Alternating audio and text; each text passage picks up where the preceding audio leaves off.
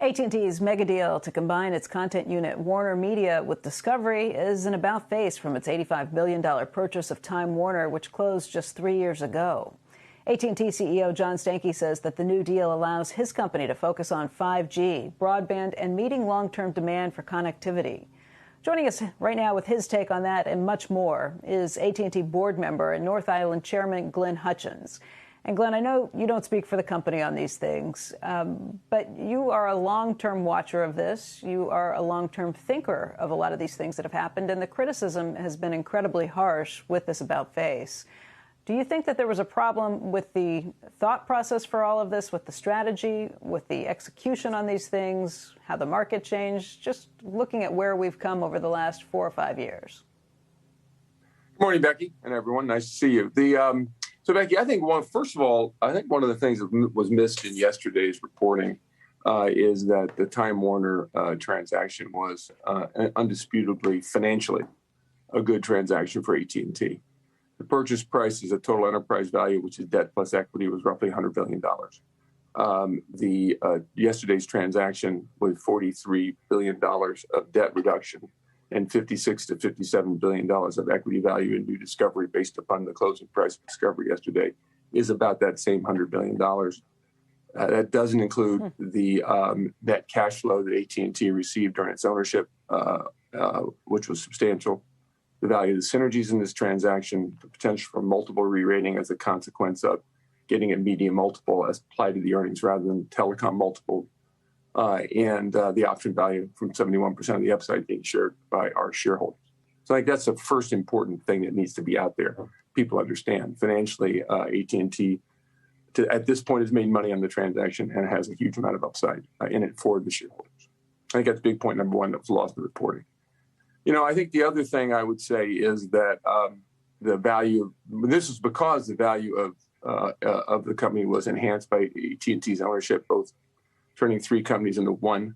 Time Warner had been essentially a holding company of 3 companies, creating HBO Max, which was enormously successful, building a technology platform across the entire company. We've got huge economies of scale, which didn't exist, and then leading an industry transition to simultaneous theatrical and streaming release. These are all things Time Warner hadn't accomplished, which enhanced value of the combined company.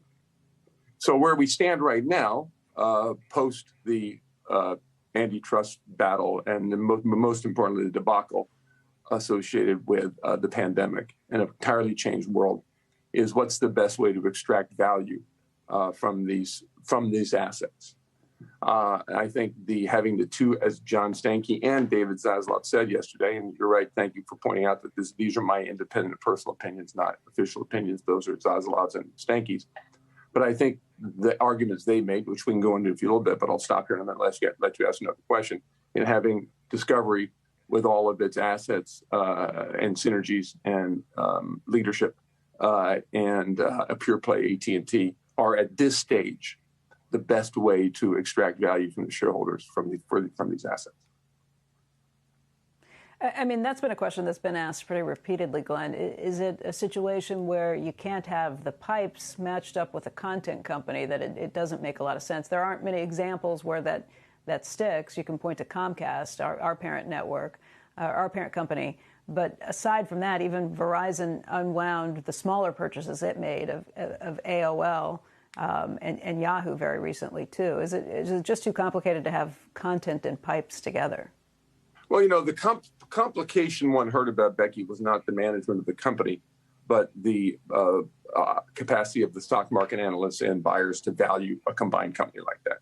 The combined media analysts and telecom analysts trying to value one business. That was what they would say, that it's a complex business model for us to understand. I think inside the company, it wasn't as complex as it seemed from the outside, and in particular, the synergies associated with for the new streaming business of the AT&T distribution platform, which was powerful, and the high value for AT&T of the customers who bought both wireless products and the HBO Max products simultaneously were very powerful synergies.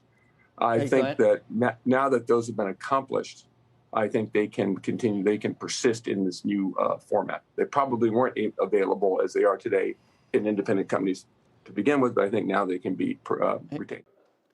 Shepard Smith here. Thanks for watching CNBC on YouTube.